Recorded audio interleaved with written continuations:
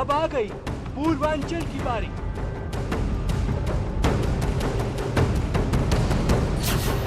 दस जिले 57 सीटें, कौन लगाएगा सिक्सर? गोरखपुर से सीएम योगी चुनावी मैदान में।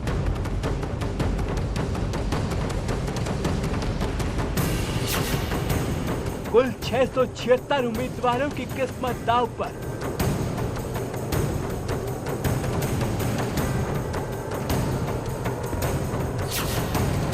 दो करोड़ 14 लाख से ज्यादा वोटर्स।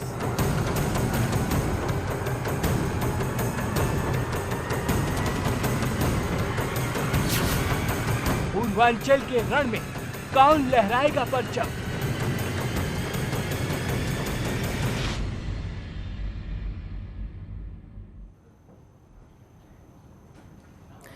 नमस्कार, हमारे खास कार्यक्रम में आप सभी का स्वागत है। आपके साथ मैं हूं जीनत सिद्दीकी। दिन भर हम चुनाव की हर जानकारी आपको देंगे। आज छठे चरण का मतदान होना है, ये हम आपको बड़ी जानकारी दे रहे हैं। और 10 जिलों की 57 सीटों पर मतदान होना है।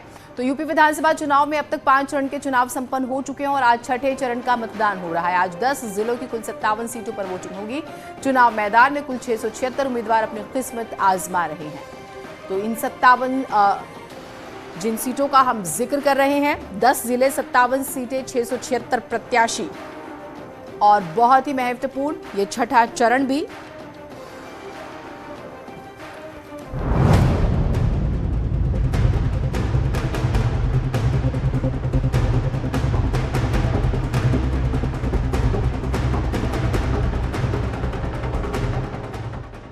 यूपी में छठे चरण की वोटिंग आज सुबह 7 बजे से शाम 6 बजे तक होगी। आज पूर्वांचल की जनता 676 प्रत्याशियों की किस्मत का फैसला करने वाली है। जिन 10 जिलों में वोटिंग होनी है उसमें देवरिया की 7 सीटें, गोरखपुर की 9, बस्ती की 5, सिद्धार्थनगर की 5, संत कबीर नगर की 3, बलरामपुर की 4, बलिया की 7, कुशीनगर की 7, महराजगंज की 5 और अंबेडकर नगर की भी 5 सीटें शामिल हैं। गोरखपुर सदर सीट से पहली बार सीएम योगी आदित्यनाथ विधानसभा के लिए ताल ठोक रहे हैं, तो नेता विपक्ष राम गोविंद चौधरी भी बलिया की बांसडीह सीट से चुनावी मैदान में है। वहीं विपक्ष की ओर से स्वामी प्रसाद मौर्य और कांग्रेस के प्रदेश अध्यक्ष अजय कुमार लल्लू भी मैदान में हैं। छठे चरण में पूर्वांचल की आधी सीटों पर घमासान होना है।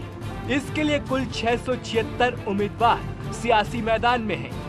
अगर इन प्रत्याशियों में शपथ पत्र की बात करें तो एडीआर के मुताबिक एसपी के 48 में से 40 प्रत्याशियों पर केस दर्ज है। कांग्रेस के 52 में से 23 प्रत्याशियों पर केस है।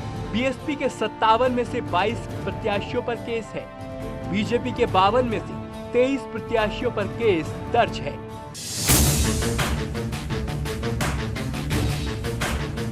चुनाव आयोग ने छठे फेज के मतदान की पूरी तैयारी कर ली है। हर मतदान केंद्र पर अर्धसैनिक बलों की तैनाती की गई है और संवेदनशील इलाकों के मतदान केंद्रों के लिए भी विशेष तैयारी की गई है। मतदान पर सतर्क दृष्टि रखने के लिए आयोग द्वारा 56 सामान्य प्रेक्षक, 10 पुलिस प्रेक्षक तथा 18 व्यय प्रेक्षक भी तैनात किए गए हैं। उक्त के अतिरिक्त 1680 sector magistrate, 228 zonal magistrate, 173 static magistrate तथा 2137 माइक्रो ऑब्जर्वर भी तैनात किए गए हैं। तो पूर्वांचल के 10 जिलों में आज जनता तय कर देगी कि किसके वादों और दावों पर उन्हें भरोसा है और अगले 5 सालों के लिए वो किसे सत्ता में देखना चाहते हैं। Bureau report, news 18। तो बहुत महत्वपूर्ण है आज का ये छठा चरण भी। 57 सीटों पर वोटिंग होनी है। 292 सीटों पर जो है पहले वोटिंग हो चुकी है 5 चरणों में और आज कई दिग्गज भी मैदान में हैं। तो आज जिन दिग्गजों की साख दांव पर है उनमें योगी सरकार के 7 मंत्री भी हैं। हम 7 तस्वीरों के जरिए इसे आपको दिखाते हैं और ये देखिए, और बाकायदा आप मुख्यमंत्री योगी आदित्यनाथ को भी नहीं भूल सकते। आज गोरखपुर सदर जो उनकी सीट है वहां पर भी मतदान होना है। तो स्वास्थ्य मंत्री हैं, कृषि मंत्री हैं, खेल मंत्री हैं, राज्य मंत्री हैं, उसके बाद अगर हम बात करें बेसिक शिक्षा मंत्री भी हैं और पशुधन राज्य मंत्री भी हैं। तो और श्री राम चौहान जो हैं उन्हें भी आप देख पा रहे हैं उद्यान राज्य मंत्री। तो आज कई मंत्री, हम आपको 7 तस्वीरें दिखा रहे हैं, उनकी किस्मत भी दांव पर है क्योंकि वो अपनी सीटें बचाते हैं। अगर पार्टी सत्ता में आती है तो वापस मौका मिलता है मंत्रिमंडल में या नहीं, बड़े सारे सवाल हैं। लेकिन हाँ, चुनाव बहुत दिलचस्प है।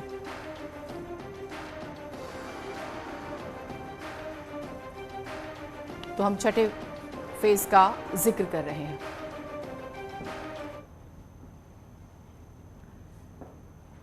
इस छठे फेज में एक महत्वपूर्ण बात यह है कि गोरखपुर सदर सीट से सीएम योगी आदित्यनाथ चुनाव लड़ रहे हैं और वो पहली बार विधानसभा के लिए चुनावी मैदान में, और ऐसा पहली बार है उत्तर प्रदेश की राजनीति में। 18 साल बाद कोई मुख्यमंत्री, यानी कि आप ये मानिए, चुनाव लड़ रहा है।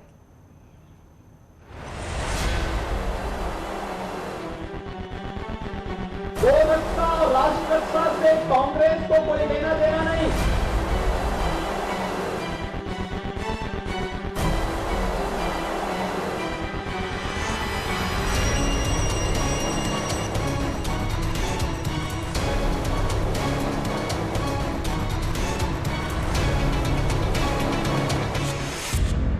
वैसे तो गोरखपुर सीएम योगी का गढ़ माना जाता है। वो यहाँ से लगातार 5 बार सांसद रह चुके हैं, लेकिन विधानसभा चुनाव के लिए विपक्ष ने पूर्वांचल में पूरा दम लगा दिया है। मोर्चेबंदी की पूरी कोशिश की गई है, लेकिन सीएम योगी के कद के आगे वो नाकाफी दिखाई देती है, क्योंकि गोरखपुर में ही सीएम ने सियासत का कखरा सीखा है और आज भी गोरखपुर सीएम के दिल में बसता है। गोरखपुर के विकास की बात करते हुए उनके चेहरे पर एक अलग ही खुशी दिखाई देती है। आज गोरखपुर में 4 विश्वविद्यालय गोरखपुर में बन रहे हैं। 4 विश्वविद्यालय वाला जिला गोरखपुर है। एम्स गोरखपुर में है। गोरखपुर की एयर कनेक्टिविटी आप देख रहे होंगे, हर बड़े महानगर के लिए हो गई है। हर ओर से 4 लेन 6 लेन की कनेक्टिविटी गोरखपुर की सड़क मार्ग से भी हो चुकी है। वैसे तो सीएम योगी के कंधों पर पूरे प्रदेश में कमल खिलाने का जिम्मा है और वो इस काम के लिए जी जान से लगे हैं। वो विकास और सुशासन के मुद्दे को लेकर जनता के सामने हैं और इसी को लेकर विपक्ष पर कटाक्ष भी करते हैं। और अब तो सीएम की सभाओं में लोग बुलडोजर लेकर पहुंच रहे हैं और सीएम भी बुलडोजर को प्रदेश की तरक्की का वाहक और विकास में रुकावटों को खत्म करने वाला बताते हैं। हमारी सरकार के बुलडोजर से परेशानी है और मैं धन्यवाद दूंगा आपको कि मेरे आने के पहले आपने यहां बुलडोजर खड़े करके रखे। देखो, हमारी सरकार का बुलडोजर बोलता नहीं है और बड़े बड़े माफियाओं की बोलती बंद करता है। अगर बात गोरखपुर सदर सीट की करें तो साल 2007, 2012 और 2017 में बीजेपी के टिकट पर डॉक्टर राधा मोहन चुनाव जीतते आए हैं। 2017 में राधा मोहन सिंह ने एसपी कांग्रेस के संयुक्त प्रत्याशी राणा राहुल सिंह को हराया था। अब इस सीट से खुद सीएम योगी आदित्यनाथ उतरे हैं और गोरखपुर के बारे में एक सियासी पहलू और भी है कि यह जनता गोरखनाथ मंदिर की कही बात को अपने लिए आदेश समझती है और सीएम योगी तो इस मत के महंत हैं। जनता का उनके लिए सम्मान और विश्वास अटूट सा लगता है। ऐसे में योगी के किले में सेंधमारी मुश्किल ही नहीं, नामुमकिन सी दिखाई देती है। Bureau report, news 18।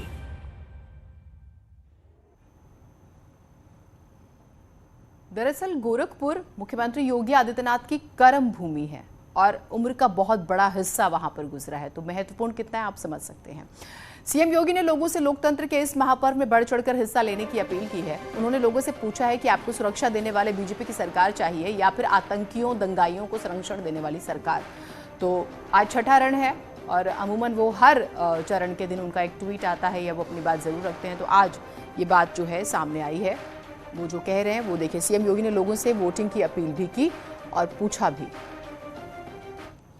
इन 5 वर्षों में आपने एक दंगा मुक्त, भय मुक्त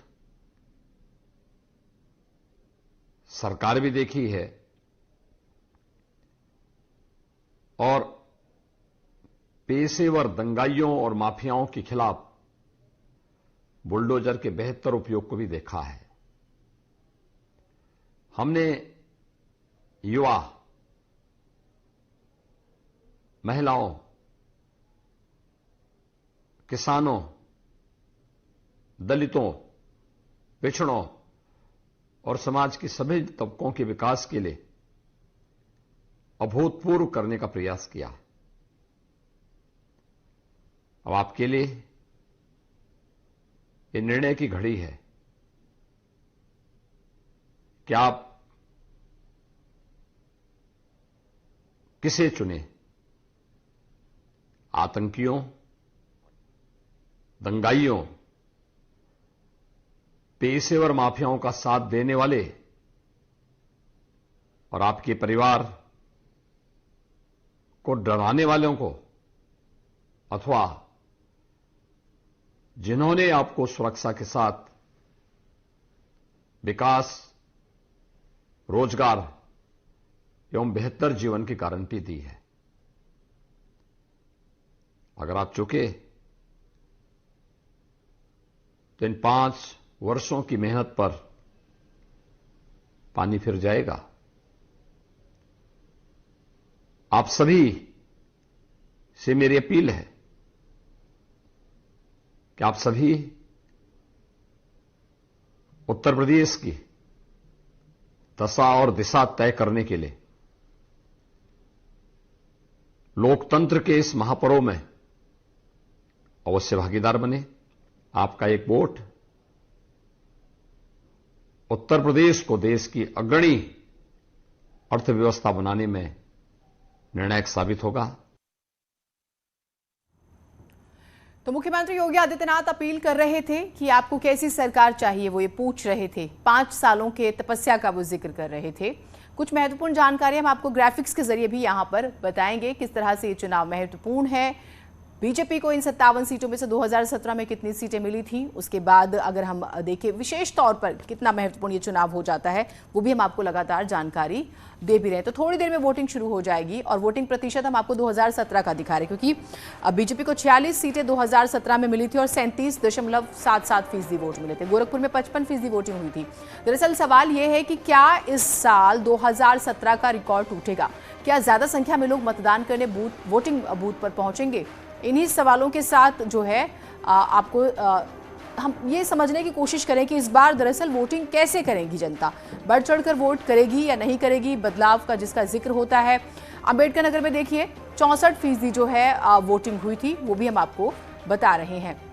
2017 का आंकड़ा दरअसल हम आपके सामने रख रहे हैं अंबेडकर नगर का। और हमेशा तुलना होती है क्योंकि वोटिंग प्रतिशत से भी जनता का जो माइंडसेट होता है उसे समझने की कोशिश होती है। बलरामपुर में देखिए 50% जो है वोट डाले गए थे। क्या इस बार ये आंकड़ा बढ़ेगा? छठे चरण के 10 जिलों में 2017 में कितनी वोटिंग हुई, दरअसल हम वो आपको बता रहे हैं। सिद्धार्थनगर में 52%। क्या इस बार फर्स्ट डिवीजन यानी कि 60% से ज्यादा, डिस्टिंक्शन की बात करें 75% से ज्यादा वोटिंग होगी? क्योंकि ज्यादा वोटिंग अमूमन राजनीति के जानकार जो हैं वो मानते हैं कि बेहतरीन होती है। बस्ती से जब अगर हम बात करें तो 57% वोट यहां पर 2017 में पड़े थे। तो वो भी आप देख सकते हैं कितना किस तरह का रुझान था। संत कबीर नगर में 53% वोटिंग हुई थी 2017 में। तो ये हम आपको एक जानकारी दे रहे हैं। पिछले चुनाव में 2017 में महाराजगंज में 62% जो है वोटिंग हुई थी। 60% से ज्यादा तो फिर भी बेहतर मानी जाती है, ठीक मानी जाती है, लेकिन 50% या 50 से 60 के बीच में बनिस्बत कम ही मानी जाती है। कुशीनगर में 58% वोटिंग हुई थी 2017 में। तो ये हम आपको जानकारी दे रहे हैं कुशीनगर की। उसके अलावा हमने आपको देवरिया की भी जानकारी दी, 57%। क्या इस बार भी यही रहेगा? इसी तरह का हमें कहें कि थोड़ा सा सुस्त रवैया, हालांकि सरकार बनी थी बीजेपी की। और बलिया के बारे में तो आप ये समझिए कि सबसे ज्यादा राजनीति की जो चर्चा होती है वो बलिया के ही नुक्कड़ चौराहों पर होती है। लेकिन बलिया वाले जो है क्या इसी तरह से वोट डालेंगे 54% जो है, या कुछ बदलाव होगा? तो ये एक बड़ा सवाल है जो हम समझने की कोशिश कर रहे हैं। अलग अलग जगहों से हमारे जो सहयोगी हैं वो हमारे साथ जुड़े हुए हैं। बलिया से हो या फिर गोरखपुर से हो, हर जगह से हम अपने सहयोगियों से बात करने की कोशिश करेंगे। रामगोपाल द्विवेदी हमारे साथ गोरखपुर से जुड़े हुए हैं, शरद त्रिपाठी हमारे साथ सिद्धार्थनगर से, अन्य सहयोगी भी जुड़ेंगे, हम उनसे बातचीत करेंगे। रामगोपाल, गोरखपुर इतना ज्यादा चर्चा में पहले नहीं था जितना अब है इस विधानसभा चुनाव में, जरा वहां का समीकरण बताइएगा और कौन कौन सी हॉट सीट्स हैं मुख्यमंत्री योगी आदित्यनाथ की सीट के अलावा भी जो चर्चा में है गोरखपुर में विशेष रूप से।